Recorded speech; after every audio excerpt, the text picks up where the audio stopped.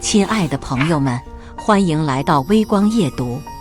过年同学聚会前，班长在群里发了年度收入调查记录表。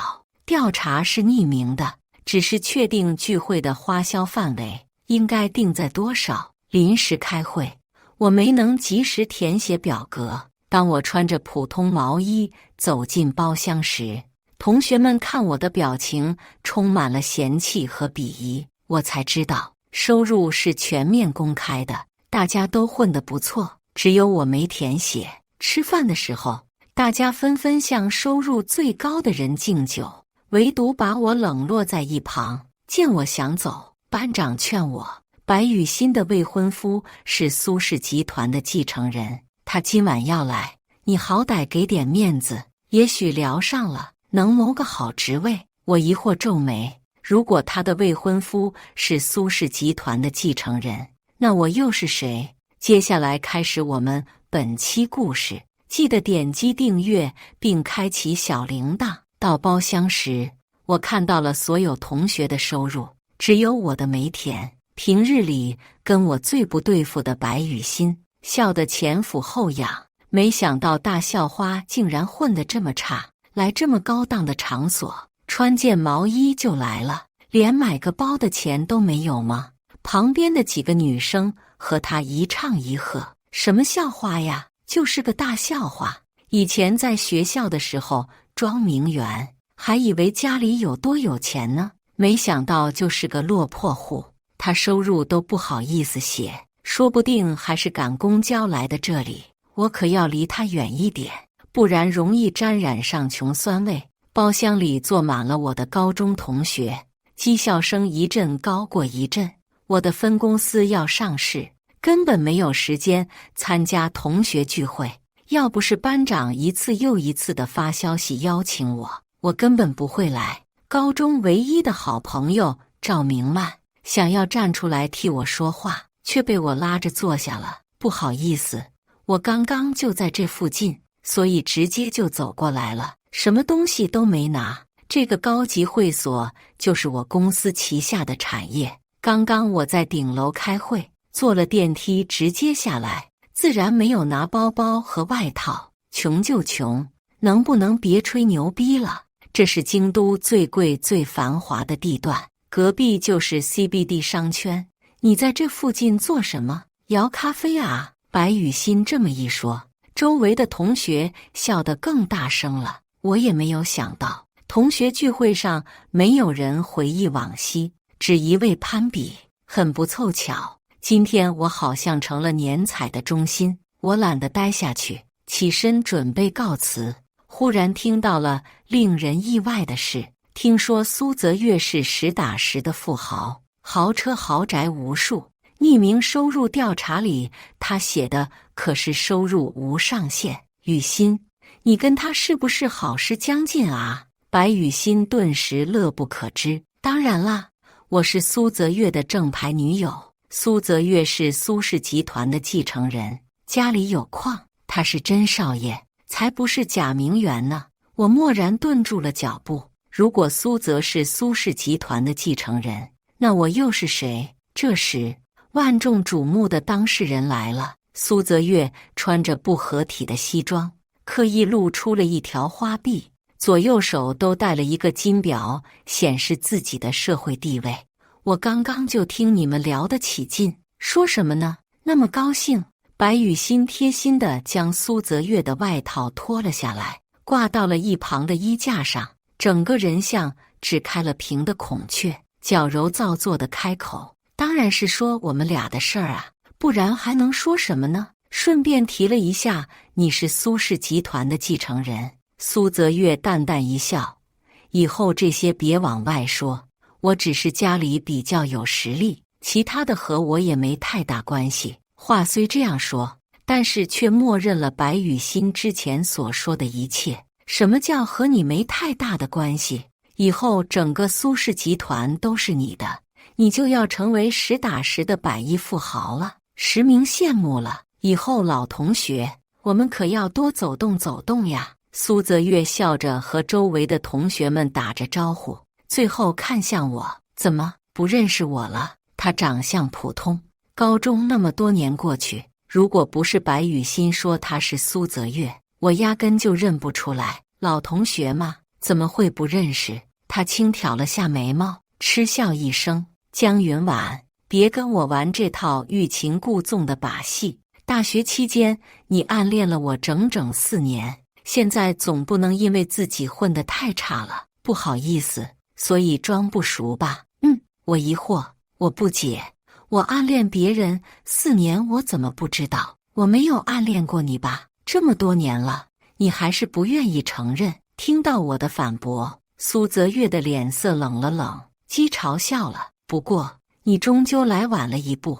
我和雨欣已经订婚了，我们2个很相爱。你不要因为我有钱，就想当上不得台面的3姐，不可能的。只是我看你连收入都没有，心疼你。要不这样吧，你去我未婚妻的酒吧里打工，没事帮忙打扫厕所。作为老同学，我让他给你开1万块的工资，怎么样？他话音刚落，周围的同学们都哄堂大笑起来。我不明白有什么好笑的，一个没有素质的人靠羞辱别人来衬托自己，这么卑劣的行为，居然还有那么多人来捧他的臭脚。我双手抱怀，说完了吗？说完了就让开，我要走了。我刚走没几步，门外忽然走进来几名身材魁梧壮硕的保镖，完完全全拦住了我的去路。白雨欣一脸嫌弃的娇喝：“江云婉，我同意你走了吗？”看见这个阵仗，明显是白雨欣叫来的打手。我挑了挑眉，真是搞笑，腿长在我的身上，我想走就走，需要你的同意吗？而且据我所知，这个高级会所是不允许带私人保镖的。呵，那是对你们穷人的规定。白雨欣不在意的摆摆手，这家酒店就是苏氏集团的，也就是我男朋友的地盘，我想带多少保镖就可以带多少保镖，根本没有人敢管我。江云婉，老同学惦记着你没工作，给你提供职位，你就算不想要，也不该甩脸走人，得弯腰鞠躬感谢，知道吗？你让我很不爽，所以今天没有我的允许，你就不准走出这个大门。众人都用嘲笑的目光看着我，周围的同学们都察觉出气氛有些许的紧张和尴尬。班长硬着头皮上来说了几句和稀泥的话：“哎呀，大过年的，同学们出来一起聚一聚，怎么还吵起来了呢？”2位大美女都消消气，咱们都是多少年的同学了，别因为这点小事就伤了和气啊。话说到一半，班长突然把我拉到一边，小声地说：“江云婉，你说你也是，大过年的大家好不容易聚在一起，本应该开开心心的，你怎么还提前离开呢？咱们不管过得好坏，都是老同学，心里有一份情谊在，看在我的面子上，你赶紧坐回去，我们好好吃顿饭聚一聚。”我知道班长的本意是好的，但是我本来时间就不多，匆忙的下来也只是为了打声招呼，稍微叙叙旧。抱歉了，但我确实有事，还有一大堆人等着我回去开会呢。会议时间本来就因为聚会推迟了，我总不能再推迟吧？我话还没说完，白雨欣就立马摔了杯子。江云婉，你到底吹没吹够牛逼？你一个连工资都没有的无业游民，你要去开什么会？批斗大会、网友开会，还是拉皮条的会啊？还说一大堆人等着你，你也不看看自己是什么货色，吹牛也不打草稿是吧？装白富美装上瘾了，骗骗老同学们就行了，别把自己也骗进去了。我冷眼看了看面前的苏泽月和白雨欣，这句话也同时送给你们2个，特别送给苏泽月，骗骗老同学就行，别把自己也骗了。苏泽月的表情有一瞬间的慌乱，但是很快又恢复如初。江云婉，真搞不懂你在胡说八道些什么？你在我的会所里闹事，以为我看在老同学的份子上不会对你做什么吗？凡事别过分。他真的是越演越像，要不是我爸是个绝对的七孔，我真的会信他是我同父异母的哥哥。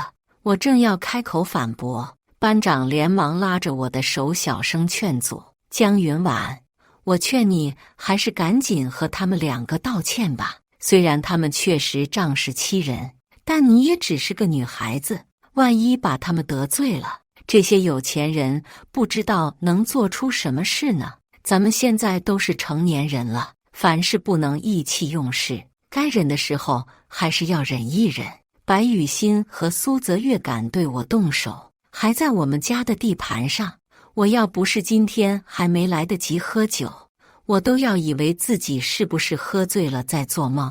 我拍了拍班长的手背，示意他不要担心。白雨欣，我不知道你为什么要这么针对我，但是你放心好了，我对你的未婚夫一点兴趣都没有。我建议你还是不要把多余的人力物力浪费在我身上，我们终究不是一路人。我本来是想借着这个机会解除误会，没想到白雨欣根本就不是正常人，脑袋根本就转不过弯。他双眼猩红地盯着我，你什么意思？我的未婚夫你看不上是吧？真是可笑！我男朋友可是苏氏集团的继承人，你也不想想你自己有哪一点配得上他，得不到就毁掉是吧？我简直无语。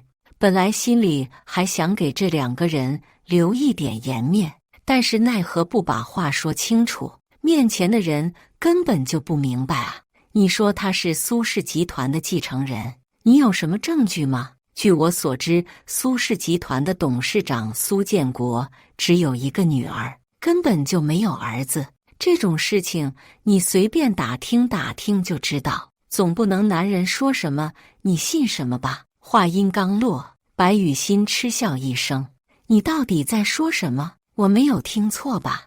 我们能随意进出这家苏氏集团的高级会所，难道还不是证据吗？这时，不知道哪个同学突然来了一句：我记得以前看过财经报道，好像苏建国董事长确实只有一个女儿，没有儿子啊。顿时同学们开始窃窃私语，怀疑起了苏泽月的身份。此时的苏泽月也坐不住了，立刻冷着脸说：你们在干什么？评价我们家的家世是吗？有钱人三妻四妾很正常，更何况我爸作为首富，怎么可能不要一个孩子传宗接代？不然他这么大的企业要留给谁？话这么说也合理，毕竟穷人都想拼一个男孩，更何况是有钱人呢？白雨欣见我没有反应，还以为我认怂了，直接从包里掏出了一沓红色钞票。江云婉，我这里有10万块钱，只要你跪下来磕头和我认错，这钱就是你的了。然后你就拿着这钱，立刻从我面前滚蛋。如果你不愿意磕头道歉的话，那我就让我的保镖好好的伺候你，这钱就当做医药费给你。我的眼神逐渐凌厉起来。白雨欣，我劝你收手，否则你要摊上大事了。白雨欣听完我的话，不仅没有收手的意思，反而整个人变得更加的猖狂。你一个没有势力、没有钱的穷逼，我就算打你一顿，或者打死你，也只不过赔个100万就能了事。我能摊上什么大事？我家可是开酒吧的，什么大风大浪没见过，更何况我的未婚夫还是苏氏集团的继承人，你觉得我赔不起吗？我听完他说的话，简直有些哭笑不得。他想做的事情可是犯法的，可是周围的同学只顾着拍马屁，一边鼓掌一边附和。果然还是白雨欣牛逼，家里开酒吧，黑白2道通吃，又嫁了个首富男友，简直是每个女人的梦想生活。羡慕了羡慕了！哇，能和白雨欣、苏泽月做同学，简直是3生有幸。江云婉不就是跪下来磕个头道歉吗？这10万块钱都够你1年的生活费了。要是我直接跪地上磕3个头，对，尊严哪有钱重要啊？周围的同学们越说越激动，那2个装模作样的人也逐渐得意忘形了起来，甚至保镖直接过来控制住了我的行动，硬生生地把我压在地上跪了下去。给你找工作你不要，现在钱送到你手上你也不要，我倒要看看是你的骨头硬还是你的命硬。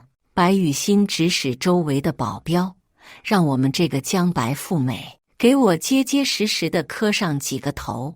保镖们控制住我的头就往地下按，我整个人剧烈地挣扎起来。就在这时，刚刚出去上厕所的同学激动地跑了回来。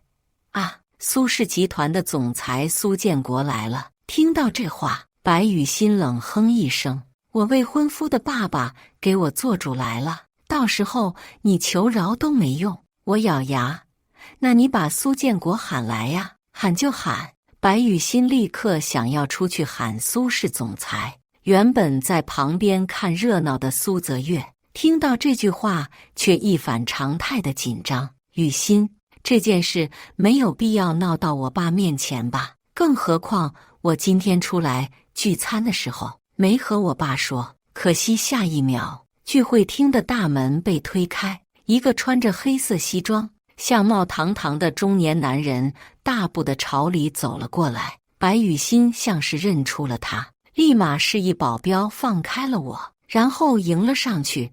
苏伯伯好，我还打算过几天和苏泽月一起去拜访你呢。苏总只是淡淡地看了他一眼，突然直视前方，喜气洋洋地开口喊道：乖宝，爸爸来了。苏总这话一出口，全场哗然，任谁都没想到，在外面叱咤风云的总裁竟然喊自己的宝贝儿子叫乖宝，这是有多宠啊？大家纷纷朝苏泽月露出了艳羡的目光，而此刻站在人群中心的苏泽月面色惨白，早就没了之前的意气风发和红光满面，呆滞地站在原地。周围的同学纷纷恭维：苏大少爷不愧是继承人，你爸对你真好。之前江云婉还说苏氏总裁只有一个女儿呢，也不看看苏总有多疼自己的儿子。苏泽月，托你的福，我还是第一次看到首富。同学们你一句我一句，拍起了马屁，想要和苏泽月搞好关系，说不定以后还能为自己谋一个好前程。但是他们却没有发现，面前的苏总脸色越来越阴沉。旁边的同学们看着苏总谄媚地开口：苏总，你今天来这里是不是为了看自己的宝贝儿子？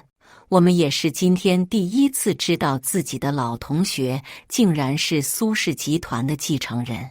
我们和你儿子能够在一起读大学，简直是三生有幸。苏少爷长得帅，未婚妻又漂亮，以后一定前途无量。我的乖宝的确今天参加同学会。苏总直接有些不耐烦地皱了皱眉。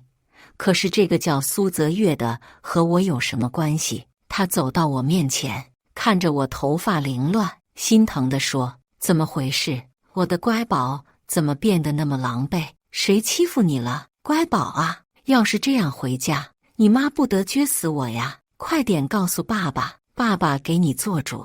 万人敬仰的苏总此时又给我递水，又给我递湿巾，像个碎嘴婆子一样，小嘴巴巴，止不住念叨。所有在旁边看热闹的同学都惊呆了，毕竟他们亲耳听见苏总用一句又一句的乖宝喊着的。可是你们听到了吗？苏总竟然喊江云婉叫乖宝，还说是他的爸爸，这究竟是什么情况啊？苏总不应该是苏泽月的爹吗？怎么变成江云婉的父亲了？总不会苏总的女儿就是江云婉吧？我都跟你们说了，我看过财经新闻，苏氏集团的总裁苏建国只有一个女儿，你们偏偏不信。同学们小声地议论起来。看到这一切的白雨欣脸色越来越黑，默不作声地站在原地，用审视的眼神看着站在一旁的苏泽月。这是什么情况？苏总到底是不是你爸爸？苏泽月表情微微有些尴尬，清了清嗓子：当然了，我怎么可能骗你？这男人根本就不是我爸，我怀疑是江云婉找来的演员，就为了报复我。别忘了，我之前送了你一张代表苏总的金卡，可以任意在这个高级会所消费。如果我不是苏总的儿子，怎么可能有这张卡？白雨欣气得牙痒痒，但是一想到自己手中握的金卡，反而更加觉得这个苏总是个冒牌货。他无奈之下，举着高级会所的金卡，义正言辞地向大家解释：这张卡看到没有？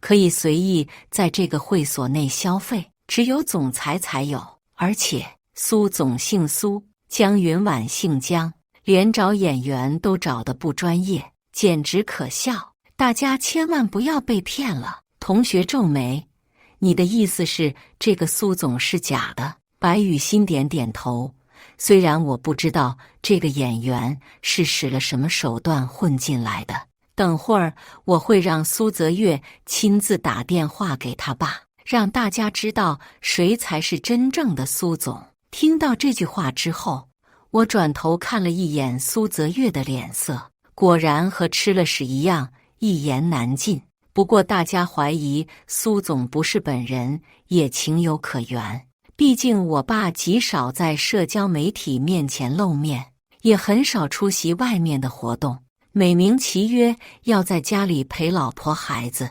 我爸皱着眉看着面前的白雨欣：你说我不是苏建国？他淡淡扫视了一下白雨欣手上拿的金卡，确实，你手上的确实是我们会所的高级金卡。白雨欣脸上一阵得意，只不过我爸笑着调出的资料展示给了所有人，这张卡1个月前就丢失了，现在它也只是算一张普通的卡片而已，1分钱都刷不出来，早就被冻结了。同学们看清楚了卡片持有人的姓名，顿时慌了神。那么私人的东西怎么可能存在一个演员的手机里？苏总，你误会了，都怪我们有眼不识泰山，听信了这2个人的鬼话，才认错了人，真是不好意思。对呀，我们立马就曝光他，拒绝这种恶意造谣的行为。苏总，你可千万别生气啊！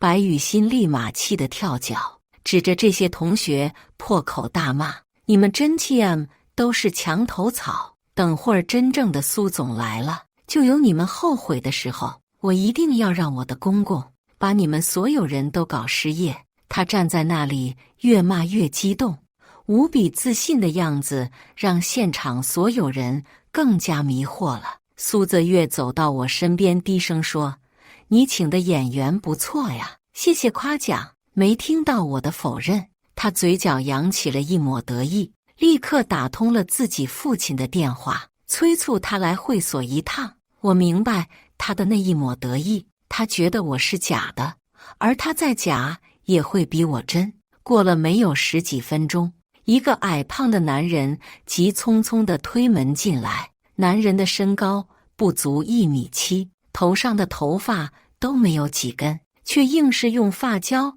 打造了一个发型。身上穿的全都是名牌大衣，可惜并不合身，连扣子都系不起来。大大的啤酒肚，倒是有几分老板的样子。我看着他身上的衣服，直接开口问站在一旁的爸爸：这衣服和你之前的好像啊，你不是放进旧仓库了吗？爸爸，我爸看清了男人的长相，沉了沉眸子。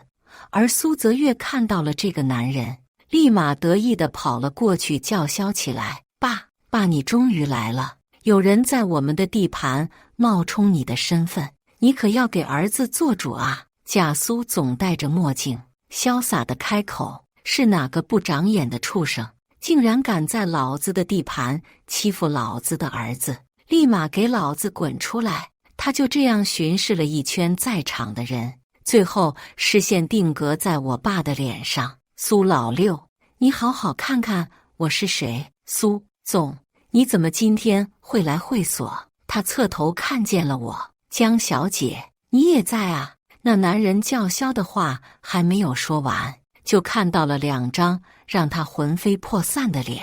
苏老六整张脸变得惨白，连声音都止不住颤抖。白雨欣和苏泽月不明所以地走到了苏老六的身边。爸，你怕什么？这就是江云婉找来的冒牌货，你好好治治他们。对呀，叔叔，你可是苏氏总裁，快点把这些冒名顶替的人送进监狱。我爸冷笑一声。对啊，老六，你儿子和儿媳妇都说我是假的苏总，你快点把我送进监狱呀！毕竟我的集团是你的，豪车豪宅都是你的，金卡也是你的，我苏建国所拥有的一切都是你的呗。你倒是说句话呀，我的好司机。这句话一出，白雨欣和所有同学都震惊了，脸上写满了不可置信。只有苏泽月的脸上写满了慌张与害怕，因为他知道自己父亲的身份确确实实只是给苏总开车的司机。白雨欣立马拉住他的胳膊，质问苏泽月：什么意思？为什么江云婉请来的演员会当众叫你爸老六，说你爸只是一个司机啊？你这个老头可不要张着嘴巴胡说。我男朋友的父亲是大名鼎鼎的苏总，是 A 市的首富，你可不要在这里造谣污蔑。可是全场只有白雨欣一个人在义愤填膺地解释，苏泽月和他的父亲2个人格外的沉默。当白雨欣还想说些什么的时候，她的昔日好男友却冷漠地回了一句：你能不能别闹了？白雨欣还想继续拉扯他，没想到被苏泽月一把推开，砰的一声跌坐在地上。苏泽月，你是疯了吗？白雨欣失控的大叫。可是那对父子俩并没有理会他。苏老六一点愧疚的在我和我爸面前陪笑。苏总，小江总，真是对不起，都是我的错，都是我没有管教好儿子，让他捅了这么大一个篓子。我指着现在坐在地上满脸狰狞的白雨欣。可是这个女的说你才是真正的苏总，苏建国，而我爸是我请来的演员，是个冒牌货。苏老六回头冷冷地看了白雨欣一眼，略带讨好地说：这不知道是哪来的白日做梦的疯婆子，她可能脑子有病才会这么说的。在场的同学们都瞬间明白了谁才是真正的苏总，只有依旧在地上撒泼打滚的白雨欣还没有看清。大家顿时交头接耳，议论纷纷地讨论起来。我就说嘛，大学的时候苏泽月那么落魄，怎么可能是苏氏集团苏总的儿子？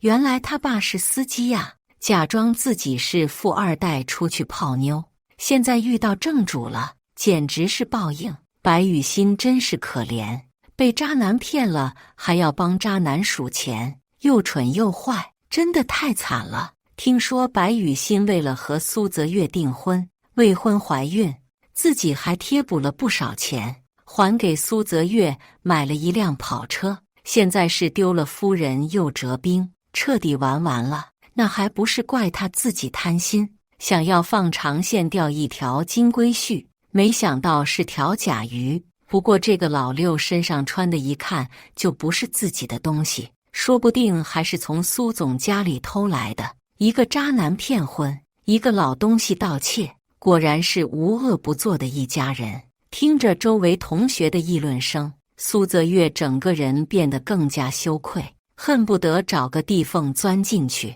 而在一旁的白雨欣依旧不愿意相信，激动地辩驳：江云婉姓江，她怎么可能是苏总的亲生女儿？这一定就是临时找的演员。你们不要在这里胡说八道，我手中可是有这家会所的金卡的。我耐心地解释，我爸姓苏，我妈姓江，国家应该没有哪条法律规定随母姓不可以吧？而且我爸早就说了，这张金卡已经刷不出来了，你去试试不就知道了。白雨欣浑身颤抖，依旧不肯相信，毕竟她在这个男人身上付出太多了。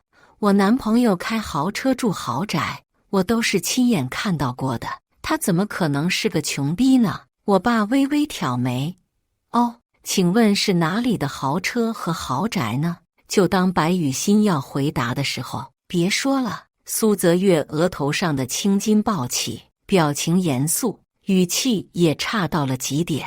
白雨欣看着面前的男人如此心虚的表情，顿时感觉眼前一黑，差一点晕了过去。我爸挑眉，有些事情不是你不让说就可以不说的。老六，你到底是开了哪辆豪车，住了哪间豪宅呀？没想到听到我爸的质问，苏老六直接跪了下来。苏总，一切都是我的错，你看在我们是老乡的份子上，你大人有大量的原谅我吧，我也是一时糊涂才犯的错啊。苏泽月也紧随着他父亲的步伐跪了下来。苏总，我只是跟那个女人开个玩笑，没想到她却当真了。看在我和你女儿是老同学的份上，你就放过我和我爸爸吧，这都是我们的错。可是你那么有钱，总不能欺负我们这些穷人吧？我爸微微一笑，我也是穷苦人过来的，但是这不是你们道德绑架我的理由。王特助拿了一份文件走了过来，既然你们说自己是无心之过，那我就要好好问问你们了，那张金卡究竟是偷窃还是无意识捡到的？我们家仓库里的那些衣服和珠宝究竟是怎么消失的？这一桩桩一件件的事情，老六啊，真的是无心之过吗？苏老六支支吾吾地回答，那金卡是我捡到的，仓库里的东西我以为你们不用了。听到这个人的解释，我简直无语至极。我爸淡淡一笑，莫名其妙捡到一张金卡，却知道这张金卡的用途，也没有想到还给我是吗？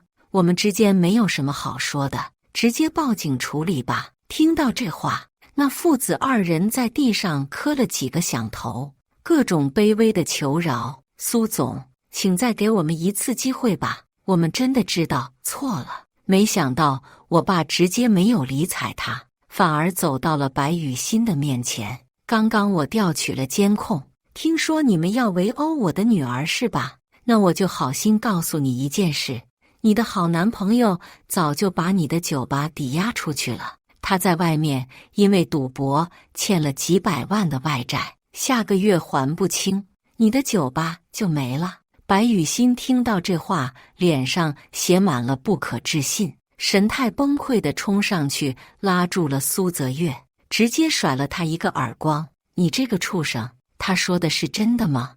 你竟然欺骗我，拿我的酒吧出去抵押，那可是我们全家这一辈子的积蓄，你真是个畜生啊！苏泽月被揭穿之后，反而恼羞成怒。怎么了？骗你又怎么了？不是你听说我是首富的儿子上赶着爬上我的床的吗？你又觉得你是什么好东西，和我在一起还不是为了钱吗？两个人就当着所有同学的面互相撕扯了起来，场面十分难看。直到警察给他们戴上手铐，他们才彻底的冷静下来。我把家里丢失的东西一一上报，和警察一起进行核算，因为家中的财产损失一共加起来达到了3000万元，属于涉案金额极大的犯罪，而他们根本就没有偿还的能力。最后苏老六和苏泽月两人一起承担了所有的法律责任，被判处了有期徒刑10年。要不是班长一次又一次的发消息邀请我，我根本不会来。而苏可惜在高利贷的恶意催收下，整天劳心劳力，最后不仅酒吧没有守住，连肚子里的孩子也没了。事情处理完毕之后，很多老同学都在微信上给我发来了道歉信息，还都说要请我吃饭，增加同学之间的情谊。我直接回道：算了吧，咱们也不是很熟。而一直真心待我的赵明曼也获得了我实打实的帮助。我和他一起出资开了一家咖啡厅，我是大股东，而他是我的店长，生意也越来越红火。后续因为他的认真负责，反而为我赚了不少钱。我妈知道了这件事之后，把我爸教育了一顿。在外面受人敬仰的苏总，回家只能跪搓衣板。为了讨好我妈，他说：老婆，要不把公司的事交给女儿打理，我陪你去环游世界吧。原本以为他们只是说着玩玩，没想到第二天两个人竟然真的溜了，只留下了一张贴在门上的便利贴：女儿加油。我直接升级当了总裁，于是我根据专业更加努力的工作，开设了全新的经营模式，使企业一步步走上现代智能化办公。原本不相信我的老职工，在我一次又一次力挽狂澜之后，也成为了我忠实的拥护者。苏氏集团在我的带领下越来越好，而我未来的日子也会越来越好。感谢大家的观看，本期故事精彩吗？欢迎大家在下方评论区吐槽。如果你喜欢这类故事，记得点击订阅微光夜读，并分享给更多的人，这会对我帮助很大。再次感谢大家的观看。